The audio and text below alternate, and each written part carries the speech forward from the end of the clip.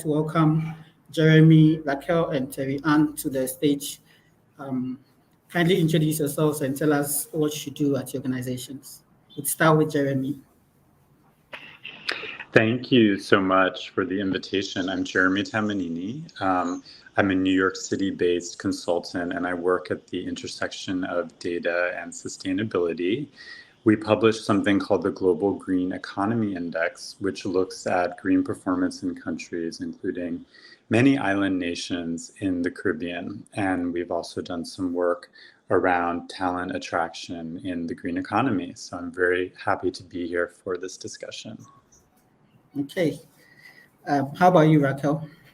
Hi, I'm Raquel Moses. I'm the CEO of the Caribbean Climate Smart Accelerator. And what we do is we help the region work collaboratively towards the creation of the world's first climate smart zone. Our intent is for us to get our climate ambition together and learn from each other, as well as to support the development of projects, working with entrepreneurs to execute those projects across the region. So we represent 28 countries. And in 24 of them, we call what are called execution countries. So it means that we will have projects on the ground, and that's what we do. Thank you, Raquel. Terry Ann, finally. Thank you. Thank you for having me here. I am Terry Ann Stiggery. I'm with IDB Lab. I'm the Private Finance Operations Senior Specialist since March 2018, and I am responsible for the identification and design and implementation of development projects in Jamaica, Belize, and Bahamas. For those who don't know IDB Lab, we are part of the IDB group, and we are focused on innovation for inclusion across Latin America and the Caribbean. It's a pleasure to be here. Thank you so much for introducing yourselves and telling us what you do. Continue with the panel discussions. Can you tell us, in your various institutions, projects that you are doing to empower entrepreneurs? So I'll start with Terry Ann this time. Okay, so as I mentioned, IDB Lab is about funding projects, innovation for inclusion. Across the Caribbean, we have been doing a lot of projects in, firstly, building the ecosystem for entrepreneurs to thrive. And that requires a lot of support from the business service providers, building the technical capacity of the entrepreneurs. So we support programs with accelerators and incubators. We also provide different sources of funding, whether from grants to loans and equity. And in that, at the core of it, we are looking to support poor and vulnerable and the message around inclusion.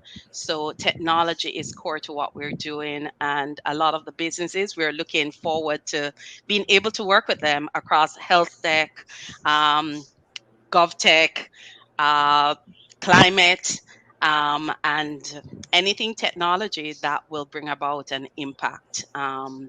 We have programs that entrepreneurs can tap into, such as Tech Beach and programs in the Bahamas, in Trinidad and Tobago, and in Jamaica. Yes. Okay, thank you so much, Jan. Raquel, what do you make of the pandemic reaction and how the Caribbean entrepreneurs can make resilient choices during these times? Certainly. I think for us, when we take a step back and look at climate action and what's happening in this space, we think that the way that we are thinking and talking about it is the mistake that we're making, because we seem to think about it and talk about it as though it is a cost center, as though it is something that we should be fearful of. And while it is ominous and something is happening that is bad, at the end of the day, trillions of dollars will need to be spent on transitioning our economies. And there is no reason that the Caribbean shouldn't be at the forefront of creating those new solutions. So we have been encouraging entrepreneurs to look at the opportunities that exist. We're seeing all kinds of things. We're seeing sargassum transformation. We're seeing waste transformation. We're seeing energy systems, both small and large. And all of these present multiple opportunities for entrepreneurs across the region. We're seeing governments that want solutions that don't currently exist or that don't exist at scale. And so we need to be looking through the lens of, if we're thinking about like the digital revolution as an example, a lot of people thought the internet wasn't going to work. A lot of people thought Amazon wasn't going to work. And then look at it now. And so what we need to understand is that we are at a tipping point where these solutions will take off. And unless Caribbean entrepreneurs aren't positioned well or aren't thinking about providing new solutions, then we will allow this opportunity to pass us by. So there are multiple resources that are available at the Caribbean Climate Smart Accelerator on our website. We have some of those resources, whether it is we have an investor forum where we match projects with investors. We have a financial advisory committee who are looking at projects that are ready for investment. We list grants that are available on our website. So all of these things, entrepreneurs need to just get themselves into position and understand that there are myriad opportunities. The pandemic taught us that whereas hurricanes typically put us on the back foot, the pandemic affected all of us. And so there is now an opportunity for us to move forward at the same pace or faster than others. And we need to take that baton and run with it. Thank you so much. Jeremy, do you think startups have the same dream as they did before the pandemic, especially after everything we've been through over the past couple of years? Wow. I think all of our dreams have changed in the past 2 to 3 years. I mean, you just can't underestimate the impact across the globe that the pandemic's happened. In my personal experience, this is not speaking to the Caribbean specifically. I think that it's a mixed bag. I mean, I think that on the one hand, the digitization of entrepreneurship, communication, cross-border collaboration has actually opened up a lot of opportunity. And I think that was really accelerated by the pandemic. And I think that in terms of entrepreneurship, that's definitely been an advantage in many ways, because as I know, having started my own practice, one of the great barriers is access to capital, access to people, access to opportunities. When you're not part of a big organization, it's hard to fly to conferences, to fly to do a client pitch, to do all of these things that take money and resources and time. And digitization, Zoom, this entire way of working that's become so normalized, I think has opened up a lot of opportunity. On the other hand, there's greater insecurity, and there's just a general kind of sense of instability, I think, that the pandemic has initiated in this decade. I've personally been feeling it around the climate crisis for my entire adult life, basically. But I think there was something about the convergence of COVID with these increased natural disasters that we started to see very vividly in the 2010s and really amplified in the past 5 or 7 years, that is in a way making people more nervous about taking the risk towards entrepreneurship. So I would say it's a mixed bag, hard to sort of pinpoint one way or the other. Okay. Thank you so much, Jeremy. Terry Ann, do you think the pandemic reaction has made entrepreneurs more resilient, or are they shying away from pushing on agendas with their projects? I think it has made most entrepreneurs more resilient. It's We weren't given a choice. The pandemic actually forced action. We saw that a lot of businesses during the pandemic had to close their doors, and others had to adapt to adjusting to how you reach your clients using technology. And I think just to piggyback on what Jeremy was talking about, I'm not sure if I agree that the dream for entrepreneurs have changed, because your dream is this big picture of success and growth and profit and impact. I think what has changed is the environment in which we operate, and the strategies that we need to change to these environments. And also, even it extends to our team and ourselves as founders, to how do we adapt to this, and that brings about a change, and change is constant, and it is not limited to the pandemic. So let's not cut it off at the pandemic, that this is the biggest thing that has happened. We don't know what will happen next year, 2 years from now. And resilience is all about being able to bounce back after some negative action, coming back, not just adapting, but putting in place solutions that could help you to recover as quickly as possible. And some of these, just to put out there, is, we have this gradual shift towards innovation and technology, and adopting new business models that can transition and find new ways to reach our customers so that we're not impacted as much. There's also the increased awareness of the digital divide, and this provides opportunities for entrepreneurs to tap into these markets, financial inclusion, and just different ways for digital payments, and being able to connect to some of our most poor and vulnerable persons in our society. And Raquel also mentioned about climate change, and this is a constant, because we have to build this into our business models, whether we are operating in the tourism sector, which is a must, or we're operating in other sectors. Climate change will impact our businesses, and being resilient and planning for these is important. So I believe the dream remains the same, but I think our strategies and the way how we are going to evolve our business models to meet the changes that will come is very important. Absolutely. It's important that you all highlighted the importance of resilience in certain situations, because it's resilience. If you show resilience within a pandemic or within a form of crisis, that will determine how far you go as a business or as an entrepreneur. So having that resilience is something that would push you ahead of your competition, I should say. Also, we are seeing some tourism companies that innovate early stage entrepreneurs as being some of the worst affected in the business world, especially during this post-pandemic era, and the effects of the lockdown that we've had. For almost every country had a lockdown during the pandemic. So I want to know, what advice do you have for tourism professionals that would want to navigate the lack of resources and funding? Because we realized that after the pandemic or post the pandemic, even during the pandemic, funding was an issue. So what advice do you have for tourism professionals that would want to navigate the lack of resources and funding? Jeremy, you can start this round.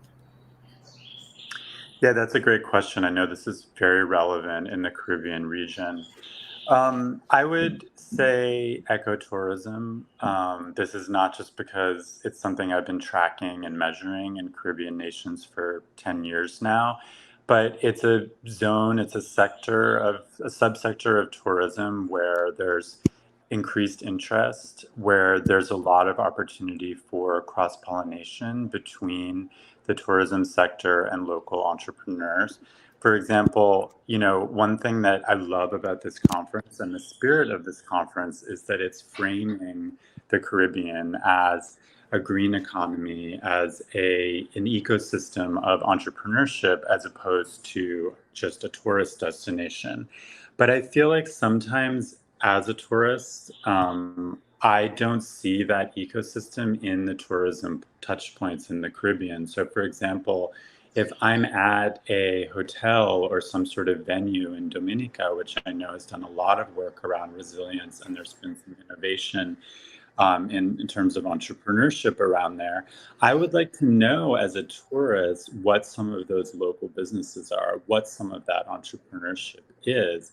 So, because in a way, the Caribbean has the most captive audience imaginable in terms of all of the people that come to the region from a tourism perspective. So why not try to leverage some of that? It's not about pitching everyone on their vacation in an aggressive way. It's just about making those connections, through an interesting feature that might be in the lobby of a hotel or a presentation that's optional from a local entrepreneur. And then from that, opportunities emerge and you start to see connections, hopefully with eco services, green innovation, and foreign investment, foreign support for entrepreneurship that can begin to kind of build this ecosystem and this linkage between tourism and the broader economy in a more innovative way. Okay. Terry Ann, what's your take on this?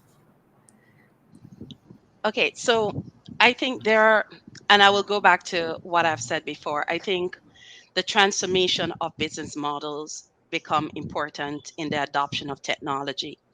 And piggybacking on what Jeremy just said, um, all of this, the connectivity becomes important. I just wanted to relate to a project that we're doing in Jamaica with Kingston Creative, calling their name.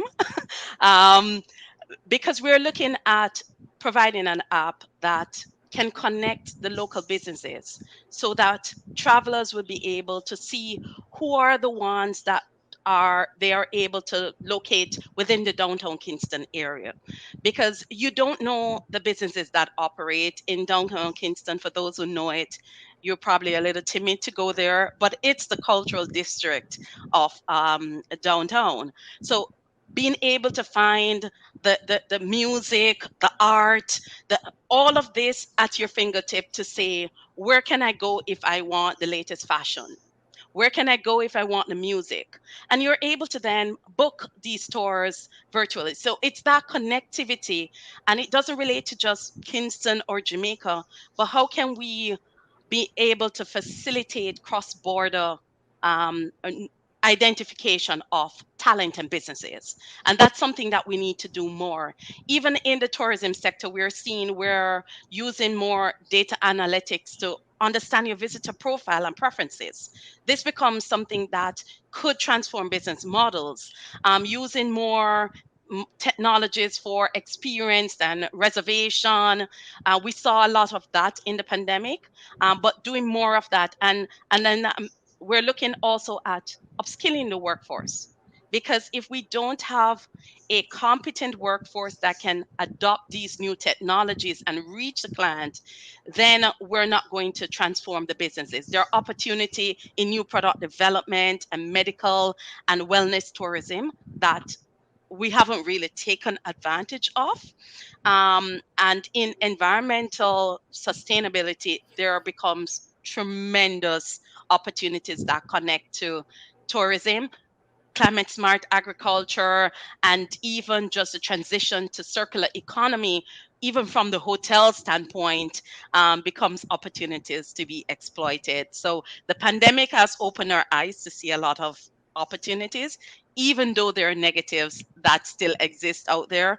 But if we position ourselves, transform our business models, look at inclusion, gender, because let's not forget gender. We speak about climate, the inclusion of both women and men in Jamaica and in the Caribbean. Sometimes in certain situations, we realize that the boys need the support, but in others, we still have this gender disparity at the very top and the very lower levels of our society, where women need also to have those support, because we are not necessarily as yet in the boardrooms for women.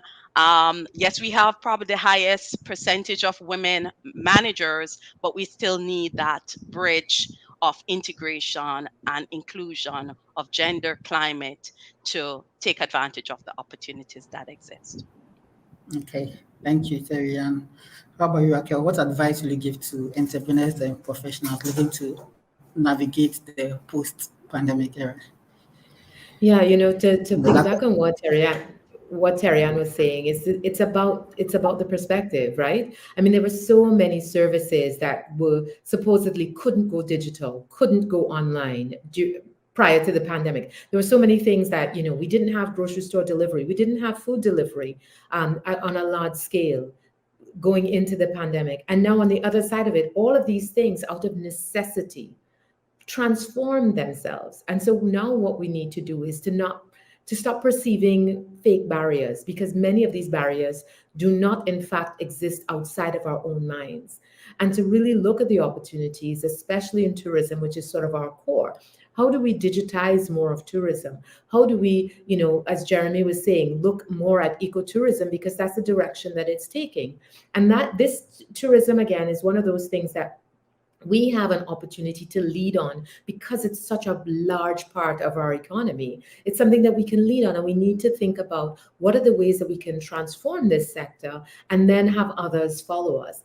And then lastly, I would say that when we look at things like energy, I think, we have a huge opportunity about in green hydrogen. And a lot of people don't understand what green hydrogen is or how it can transform the region's economy. And I think educating yourself about the trends and looking at not where things are today, but where are they headed and what opportunities could that provide for me, either in my entrepreneurship journey or in my business, to be more innovative so that I can lead rather than follow when the opportunity has already been taken.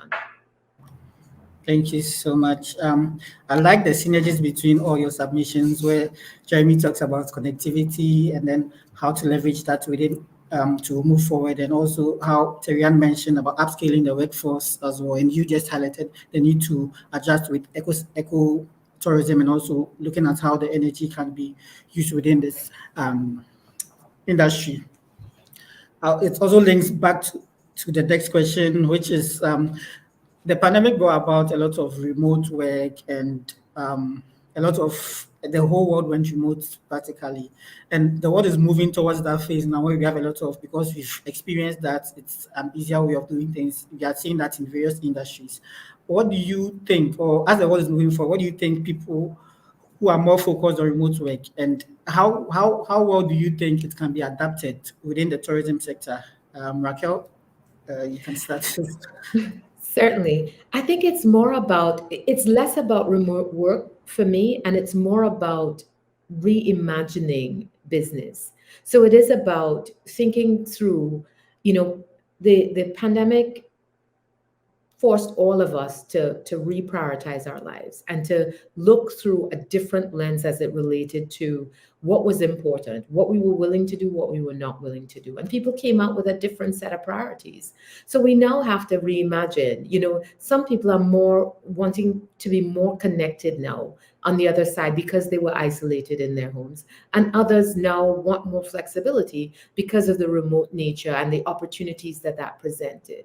And I think for whether you're providing a tourism service or you're a practitioner within that service, you now have to reimagine and think about what's practical given what I'm doing. If you're working in a hotel, you can't clean the hotel from your house.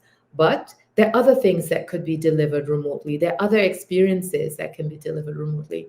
But it's also about understanding that the pandemic taught us a bit of feast and famine, right? Like many hotels are recovering, but they haven't fully recovered from the time that they were closed. But understanding that this opportunity that this presents right now gives you a chance to, yes, to recover, but if it continues, and we hope that it does, to also invest in your future and future-proof your organization and future-proof your business, so that you're building upon the momentum that this sort of change in scope created. Thank you, Raquel. Terian? I think Raquel said it perfectly. Uh, Let's not look at remote work as a trend, a fad. Everyone is doing it, so we have to do it. Let's re-look at our business and see what needs to be done. This is around cost efficiency, because you can save money in re-looking at your processes and your policies and how you deliver service. So if you have front-facing positions or roles, then yes, you will have to, more than likely, as Raquel said, if you have to clean a room, you have to be there. But they are very likely across the tourism sector, there are positions that are very similar to those of any private sector organization. Your accounting team doesn't need to come to the office every day. So really look at how you operate as a business and then determine what best suits the business operation from efficiency, m- customer service, and profitability, because that's what businesses are there for. And then determine, does remote work for me? And if you're moving to remote work, and I know a lot of companies are still opposed to remote work because some people do like to face-to-face supervision and sitting over someone's shoulder. But then we may need to relook at how we measure success and how we track performances and change activity-based roles into more result-based roles. So then you can monitor by results instead of activities where you need to be sitting over someone's shoulder and making sure that they're doing their 8 hours. So this is my take on it that supports Raquel's. Thank you. Jeremy? Yeah, I mean, I can't add too much to what Raquel and Terry Ann mentioned. I guess, I mean, I agree completely. Like, we have these trends, and I feel like the media or whomever like makes it sound like the entire world is going to remote work. Well, that's not true. In the tourism sector, there's going to be hybrid, like it's already been said, like some workers are going to have to be in their roles physically, others won't. But I think there's a third category that relates to remote work, which is opportunities. So, for example, to Terry Ann's example about Jamaica and Kingston, I'm the type of visitor that, like, I want to go to those local businesses in Kingston. Like, I want to go to the cool restaurant or the cool gallery or the cool neighborhood, but I don't want a tour, right? So, like, I would love to have a digital concierge who literally can be sitting in his or her apartment, home, wherever in Jamaica, in St. Lucia, like, and I can tap into as a service that I pay for as part of my accommodations to be my digital concierge. So, like, hey, we're going to Kingston this afternoon. Where's a great place for lunch? Where's a great place for an art gallery? What's a cool business? Like, I work in green tech or green economy. I'm interested in maybe like meeting a local entrepreneur. That would be cool. And that's like a value add that I think people would pay for. It would support remote work, but it's not like problematic. It's not like somehow destroying or diminishing a business model. Rather, it's enhancing, it's evolving, it's adding new possibilities to older business models. So I think that's the kind of thinking that we need, is instead of either or, it's kind of like what Terry Ann was saying, like, how do we maybe rethink a little bit, like what the metrics are and just what the business models are, and then work this digital remote opportunity into that in ways that are appropriate. Okay, thank you. Again, we see the synergies between your submissions here, where Raquel talked about reimagining and seeing what is applicable within your sector as well. Terian also mentioned reviewing your work to see what needs to be done and reviewing your methods so that you can optimize the situation that you have. And Jeremy just talked about looking at new opportunities and how to leverage, seeing it as a new opportunity to leverage certain aspects of the businesses. To the next question, I want to find out what are some of the challenges that you foresee in this new era and how do you think they can be solved? I'll start with Terian. Okay, as a development organization, IDB is focused on these challenges, identifying them and solving them. And I know I'm touching Raquel's point, but at the top of it, the challenge is climate change. This is a big challenge. So I won't go into it much because I know that's Raquel's focus. And I know she will touch on that. But I also think the inclusion of innovation and technology, um, that becomes a challenge. Let me tell you from the perspective. So we have startups that are great and are providing solutions that are unique. But there are times when they approach their first buyers, corporates, and they have no idea what these technologies are. They don't understand how to apply them to their business. And it really takes a lot for them to transition from one technology to the other. This becomes a big stumbling block for entrepreneurs who need that first level of support. When an entrepreneur bring blockchain to a corporate, he has no clue sometimes what they're talking about or how it can digitize, transform their business, how to digitize your whole KYC process so that you can now use your mobile phone and you don't have to go into the bank and bring in 5, 10 different exaggeration, sorry, different documents to support this opening, but just digitizing the process to assist with it. So this becomes a problem. And I think another big problem is around talent. We realize that every day when I look at the job advertisement, there are needs for software developers, IT personnel, and constantly there is this need for, let's say, the 21st century skills. And we don't have the talent right now to meet the demand for these skills that are being demanded by the software and technology businesses. So I think those I would put as my top three. And final, cross-cutting: gender, because I have to mention gender, and inclusion, because we can't have a world that is moving forward and developing without including our most vulnerable in society. We need solutions that include them into what is happening. So I will stop right here. All right. Thank you, Terry. And Jeremy, what challenges do you foresee and how do you think they can be solved?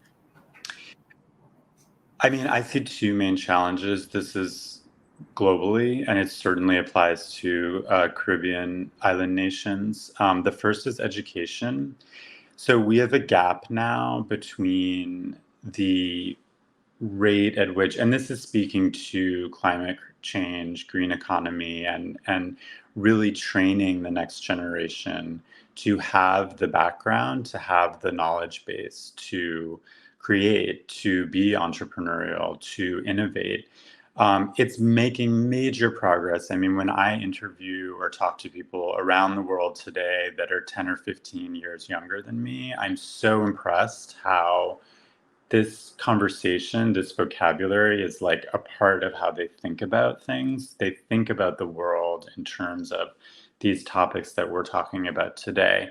But we always have to be ahead of the curve, and particularly in the Caribbean, there has to be that early stage instruction around these topics. So that's number one. And then number two is scalability, right? So Caribbean island nations are by definition smaller populations, they're smaller markets, but they're also extremely vital markets around some of the solutions that we need related to climate change. So the question becomes like, how do you make the link between some of the local solutions that may be incubating in the Caribbean region to broader global markets? As Terry Ann pointed to, how do you almost like have translators and have support and have like mechanisms through which that local innovation and kernels of new ideas, many of which have been proven perhaps in local Caribbean contexts, can find broader markets and the capital and support to scale them. I don't know really how to do that. I know that there's all kinds of initiatives that are blossoming around this. I see it a lot. I've been working a lot with Pacific nations where there's obviously very different circumstances on the ground, but some of the issues are similar around scalability of entrepreneurship and innovation. And so there are some solutions there, but I would say those two things, and just continuing as leaders in this space to communicate and like educate about like what our approaches. So for example, with education, how can educators have knowledge sharing with other universities abroad that might have very well developed programs around environmental sciences or environmental entrepreneurship? All right. Thank you, Jeremy. Raquel, finally. Listen to me, Daniel, I'm not even answering that question. There are no challenges, there are opportunities. Let's stop talking about the barriers, there are opportunities. Amen. We are the land of Usain Bolt, Rihanna, Shelley-Ann Fraser. You know, we don't have Mia Motley. We don't have challenges, we have chances, we have opportunities, we have all of these things that we have the ability to do and just need to do it.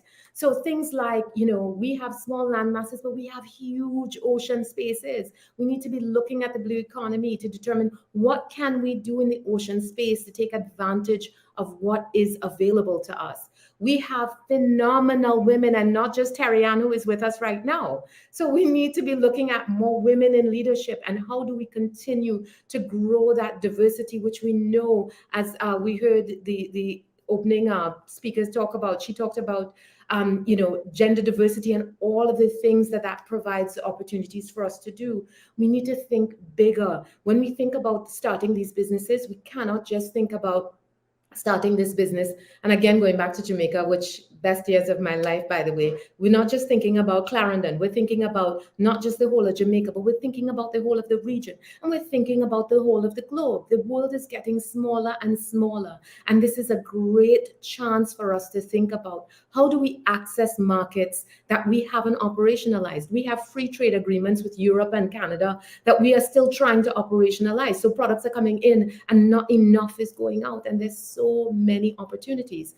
And back to Jeremy's point, which I think was an excellent one, about learning about how these deals are structured and learning about funding. And that is a huge opportunity for us. We're seeing a lot of a disconnect in terms of the kind of funding that entrepreneurs are going after and the kind of funding that is available. And we need to educate ourselves on what we should be going after and how do we structure a deal so that we can actually get investors. We need to learn from each other. We absolutely need to be learning from each other because there's so much going on in individual islands and we're all different centers of excellence for different things. And we need to be learning from, wait, what is Trinidad doing? What's Grenada doing? What's Barbados doing? What's Bahamas doing? What's St. Vincent doing? What's St. Lucia doing? Because we can learn so much from each other, but we're just, you know, we're close, but we're far. And we are living in these silos. So, you know, I'm thinking about how do we motivate employees because the whole game has changed.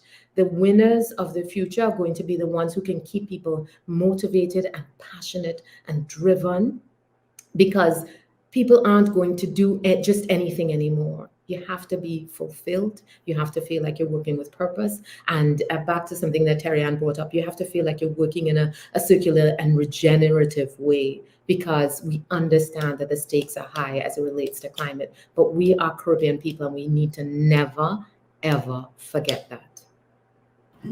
Thank you so much. That's a really great way to close out this panel, but I would also ask for any final remarks, probably share any exciting things that are happening in your organizations as well. So I'll start with you, Raquel, then.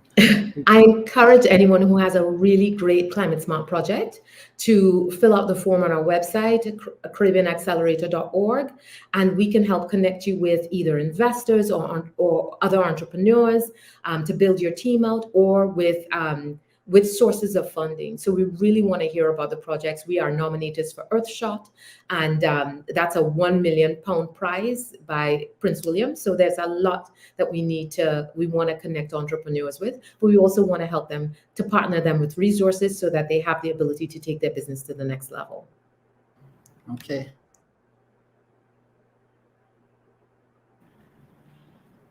Jeremy, last words and anything exciting happening. Yeah, well, what's exciting for me, so this project I'm working on in the Pacific, I created something called the Global Green Economy Index, which I encourage everyone to check out. We cover most of the OESC countries, and we're building a customized bespoke sustainability measurement model for the Pacific Islands, and I want to do that in the Caribbean. Because so much of what I hear today and what I've heard about in the Caribbean is that there's so much potential around sustainability and around entrepreneurship in the green economy. but we could benefit from having a dashboard, from having a bespoke green economy measurement framework that brings all of the island nations around the key issues that are most important for the region. And those issues can be green economy topics, they can be blue economy topics, as Raquel mentioned, they can be topics related to social equity. That's a big piece of our green economy index, whether it has to do with income or gender. And it can have to do with more traditional business topics related to innovation, entrepreneurship. So I have a goal to make that happen sometime soon. And I would love to hear from organizations or individuals that have ideas on how we could put that together, because I think that could be a good foundation to get everyone on the same page around these topics and to really promote progress. Okay. Terry Ann, would you wrap this up nicely for us? So let me just say, it's always exciting with IDB Lab because the projects that we look at are super innovative and they're actually meeting a development need. So I don't want to identify any one because then I'll feel like I'm leaving out all the others. But I would just say, as a reach, is that IDB Lab looks for innovative solutions that targets vulnerable communities and for impact, transformational impact. So if you have a proven business model, you are looking for funding for investments, then feel free, reach out to IDB Lab. We have a representative in 6 of the Caribbean countries: Trinidad, Bahamas, Barbados, Jamaica, Suriname, and Guyana. We also have Haiti, we cluster it differently, and Belize, which we adopt as our sister. So feel free to reach out to any one of our representatives in the countries, and we can have a conversation on how we can collaborate and look at opportunities. All right. Thank you so much, ladies and gentlemen. It's been an exciting discussion so far. I'm really glad you could join us today for the Caribbean Future Summit. And thank you for your thought leadership and your insights as well. I know I'm your standing moderator. Anselina had issues, so I had to quickly step in and take over. I hope I did a good job. Thank you all so much. Thank you, Terry Ann, Raquel, and Jeremy. We are really glad you could join us today. Thank you, Stanil. You did an excellent job. Thank you all. It was a Thank great you.